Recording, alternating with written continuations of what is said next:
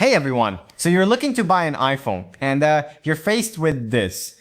It's a lot, right? The lineup is honestly more confusing than ever. You've got new phones, old phones, pro phones, base models, and the prices are all over the place. How do you know where to spend your money? Are you saving money by buying an iPhone 13? Or are you just, buying an old phone? Should you even look at the iPhone 16 now that the 17 is out?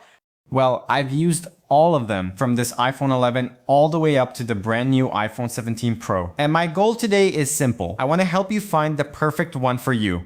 And to make it easy, I'm not going to bore you with just a ton of specs. We're going to do this in 3 simple tiers. First, the don't recommend list. These are the phones I honestly think you should just skip in 2025. Second, the silver tier. These are good phones, but only if you find them for a killer price. And finally, the gold tier. These are the iPhones I actually recommend you go out and buy right now. We'll cover design, performance, camera, all the good stuff. And yes, we'll talk about Apple Intelligence and whether it even matters. Okay, let's get into it. Alright, let's just rip the band-aid off. This first group is my do not buy list for 2025. Again, it's not that they're bad phones, but your money is just so much better spent elsewhere. And I'm starting with the iPhone 11. It's just outdated. Functionally, it's missing too many of today's standards. First, there's no 5G. Now, 4G is fine, but 5G is pretty much standard. And you're buying a phone that's already missing a key new generation feature. But the big one for me is this display. It's an LCD. It's not a bad LCD. Apple's Liquid Retina displays are good, but when you put it next to any other phone on this table, the OLEDs on the 12 and up are just night and day. The contrast, the true blacks, this is its weakest feature. Then there's the battery. This is an old phone. Even if you buy one new or refurbished, the battery has aged. You absolutely must factor in the cost of a brand new battery replacement, which, adds to the price. The A13 chip was a legend, but it's showing its age. You're still on the old outdated camera system and of course the lightning port. Some reviewers will say it's a fantastic value if you can find one for under $200. But honestly, I think you should just save up a little bit more for, well, we'll get to that. For me, the 11 is a skip. Next up, the iPhone 12 and 12 mini. And my reason here is it just wasn't a mature product. See, the 12 was the big redesign, right? The flat sides, it's introduced 5G for the first time, but it had problems. The battery life on the 12 is not good. The 12 minis is, even worse. The performance was good, but that A14 chip, it liked to get hot. But the biggest reason I say just jump to the 13 is the camera. The gap is huge. The iPhone 13 uses a much bigger main sensor, and it got a flagship feature from the 12 Pro Max, Sensor Shift OIS, or Optical Image Stabilization. That means your photos and videos are way more stable, especially at night. The 12 just has standard OIS, plus you get the smaller notch on the 13. Okay, so what about the Pro from that year? Same story. It's just an old Pro, and it's missing the one feature that for me makes an iPhone Pro. It does not have a ProMotion display. This was the last Pro iPhone with a standard 60Hz screen. The very next year, the 13 Pro got that buttery smooth 120Hz display, and once you see it, you can never go back. And just like the base 12, the battery life on the 12 Pro was meh. The 13 Pro by comparison had a significantly better battery. Honestly, the 13 Pro is just, it's in a different league. If you're thinking 12 Pro, just get a 13 Pro. It's a way better phone. Alright, this one might be controversial because it's new, but I am not recommending the base iPhone 16 at all. Why? Because the brand new iPhone 17 is just a massive upgrade for what is reportedly the exact same price. Apple has for years kept the best features for the Pro models, but this year with the 17, the base model is no longer a hand-me-down, it's more of a Pro Lite. Look at the difference. The iPhone 16 has a 60Hz display. The iPhone 17 has a 120Hz ProMotion display. This is a game changer for a base model. Finally, and the storage. The 16 starts at 128 gigabytes, the 17 starts at 256 gigabytes, and they're both launching at the same $799 price. I mean, it's a no-brainer. You get ProMotion and double the storage for the same money. Why would anyone buy the 16? The 17 is what the base model should have been all along. It's the new all-rounder. The 16 is just, it's trapped in the middle. Don't buy it. Okay, so that's the no list. This next group, the silver tier, These are great phones, but their value is entirely dependent on the price you find. If the price isn't right, you just jump to the gold tier. The iPhone 14, it's fine. It was honestly a very boring update. It's basically an iPhone 13, but the problem is the iPhone 15. If you can find a 14 for a great price, sure. But if the 15 is even like $100 more, just get the 15. The jump is way bigger than the 13 to 14 jump. Here's what the 15 gets you. First, USB-C. This is the big one. It's the modern port. All your other devices probably use it. It's just time. Second, the design. The 15 got the new contoured rounded edges and the frosted matte back glass. It feels so much more comfortable to hold than the blocky sharp edge. Third, the camera. You get the 48 megapixel main camera, which is a huge leap from the 12 megapixel on the 14. And fourth, the display. You get the dynamic island. The 14 still has the old notch. The 15 just feels like a modern phone. The 14 feels like the end of an old generation. So 14 is silver. 15 is, well, we'll get there. And then the iPhone 14 Pro or 14 Pro Max. This is a true pro phone. It's got the 48 megapixel camera, dynamic island, ProMotion. It's a beast. But again, if the price gap is small, just grab the 15 Pro. The 14 Pro is the last Pro phone with a Lightning port. The 15 Pro has USB-C. But, and this is a really important detail, not all USB-C is the same. The base iPhone 15 has USB-C, but it's USB 2.0, which is the exact same slow speed as Lightning. The iPhone 15 Pro has USB 3.0, which is up to 10 gigabit per second, dramatically faster. If you're a pro user shooting 48 megapixel pro RAW photos or big ProRes video files, getting that footage off your phone is finally fast on the 15 Pro. This makes the 15 Pro a true pro tool in a way the 14 Pro never was. Add to that, the 15 Pro has the new titanium design, which is noticeably lighter than this heavy stainless steel 14 Pro, and you get the action button and a more powerful A17 Pro chip that can actually play AAA games. So here's the deal. If you can find a 14 Pro for like $200 to $250 less than a 15 Pro, it's a fantastic deal. But any closer, and you get the 15 Pro for the lighter build, and most importantly, that fast USB-C port, and then there's the iPhone 16 Pro.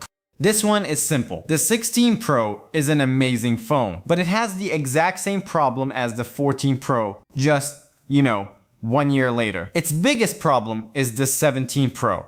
The iPhone 15 Pro, it got hot. The 16 Pro was a bit better, but Apple was still hitting a performance ceiling where heat was the bottleneck. The 17 Pro is the first one to properly fix this with a new vapor chamber cooling system. This isn't a small spec bump, it's a fundamental hardware shift. It means the phone can stay faster for longer without throttling. We're talking up to 40% better sustained performance. It also means better battery life under heavy load. For me, that one fix for thermals and sustained performance is worth skipping the 16 Pro for, unless you're getting a massive discount. Okay, now for the fun part. The gold tier. These are the phones I 100% recommend, no strings attached, for different budgets. If you're buying a phone in 2025, it should probably be one of these. First, there's the iPhone 13. This is the minimum iPhone I recommend you buy. It is the perfect entry point. Remember why we skipped the 12? The 13 fixed all of it. It's more mature. The A15 chip is legendary and sips power. The battery life is good. A huge jump over the 12. The notch is thinner. And you get that awesome camera with the larger sensor and that sensor shift OIS. It's still fast, it's still supported for years to come, and the camera is still fantastic. If you're upgrading from an 11, 10, or an 8, this will feel brand new. It's the best value for money iPhone, period. Next up is the iPhone 13 Pro. I love this phone, and I'm not alone. So many people, myself included, agree this is peak iPhone. It was the first iPhone that it got everything right. It was the first to combine the 120Hz ProMotion display with amazing battery life. The camera system is still incredible. The performance is still, it's flawless. Many 13 Pro users are still holding on to their phones, and for good reason. If you can find a 13 Pro in good condition, it's an incredible phone that still feels more pro than even the base model 16. It's just a legend. Then the iPhone 15. If the 13 is the budget pick, the 15 is the new default pick. This is what most people should probably buy if they want a new phone. It has all the modern stuff you want. It has the modern design, dynamic island, comfy contoured edges, frosted glass. It has the 48 megapixels camera, which is a fantastic main shooter, and it has USB-C.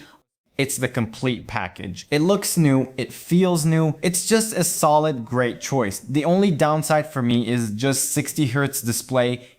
And then the iPhone 15 Pro. This is a huge upgrade for a lot of users, and it's also the new baseline for one very specific feature, Apple Intelligence. This phone, with its A17 Pro chip, is the minimum requirement for Apple Intelligence. The 14 Pro can't get it, the 15 base can't get it. This is the entry ticket. But let's be honest, for me it's not a big deal. As of right now, in 2025, Apple Intelligence is still basically in beta. A ton of the killer features Apple showed us, like, Siri actually understanding your personal context or controlling apps, those are still rolling out. So I usually just use an alternative that's way more powerful, like ChatGPT or Gemini. Apple is so far behind, they're even rumored to be paying Google to use their Gemini AI on the backend for some of Siri's new features. So my advice, do not buy the 15 Pro for Apple Intelligence. It's not worth it. But you should still consider the 15 Pro. You buy it for the titanium build, which is so much lighter than the 14 Pro. You buy it for the action button, and you buy it for that super fast USB 3.0 port, which if you shoot big video or photo files, it's a total game changer. Then there's the iPhone 17. This iPhone is special. For me, this is the new best all-rounder, and honestly, it's the new default recommendation, pulling the rug out from under the 15. Apple finally did it. They finally put the 120Hz ProMotion display on a base model. Think about this. For the same price as last year's 16, you get the 120Hz ProMotion display, double the base storage at 256GB, thinner bezels and a higher brightness screen, new center stage front camera. Honestly, this phone makes the 17 Pro a much harder sell. It's that good. For the vast majority of people, the iPhone 17 is the one to buy. It's the best value iPhone maybe ever. So, if the base 17 is so good, why buy the Pro? Well, the 17 Pro is for a very specific person. It's for the creator, it's for the person who pushes their phone to the absolute limit. Reason 1. Sustained performance. Remember that vapor chamber? This is the only phone that can handle sustained 4K 120 FPS recording or hours of AAA gaming without, becoming a hand warmer. The performance is incredible. Reason 2, the camera suite. The cameras are just ridiculous. The telephoto lens is sharper and the digital zoom is crazy, up to 40x. And of course, the new features are just the same as base 17. The front camera is finally landscape oriented, which is amazing for video calls. And you have this new dual capture mode where you can actually film with the front and back cameras at the same time in the main camera app. It's a huge feature for vloggers or, just capturing a reaction. This is the phone for creators. If you just browse Instagram, it's major overkill. But if your phone is your camera and your editing bay, this is the one. However, before you run out and buy a 17 Pro, there's a big consideration, something you need to know. This phone, it's not titanium. Apple went back to an aluminum unibody. Now, they did this for a good reason. Aluminum is lighter than the old stainless steel, and it's way better at dissipating heat than titanium, which helps with that sustained performance we just talked about. But it scratches like a lot. It's already being called Scratchgate. That new anodized aluminum, especially on the deep blue and cosmic orange colors, it's soft. We're seeing reports of the orange color fading when it comes into contact with cleaning sprays. Durability tests show the edges of the new camera plateau design are prone to chipping. This is not a phone you can use without a case. I don't care how careful you are, you must buy a case for this phone or it will get scratched. It's a huge downside to an otherwise incredible phone. Okay, wow, that was a lot. So let's wrap it up. Who should buy what? If you're on a tight budget and just want a great reliable iPhone, get the iPhone 13. It's the mature, perfect entry point. If you want that pro feel with ProMotion and a great camera, but still want to save money, find an iPhone 13 Pro. It's a legend for a reason. If you want the best value for your money on a new phone, get the iPhone 17. That 120Hz display and 256 gigabytes of storage, it's the new all-rounder and the one I'd recommend to most people. And if you are a creator, a gamer, or someone who needs the absolute best of the best performance and camera system and you promise to use a case, get the iPhone 17 Pro. But that's just my take. Based on all this, I'm really curious to know what you all think. What phone are you using right now? Are you planning to upgrade? Let me know down in the comments. Thanks so much for watching. I hope this helped and I'll see you in the next one.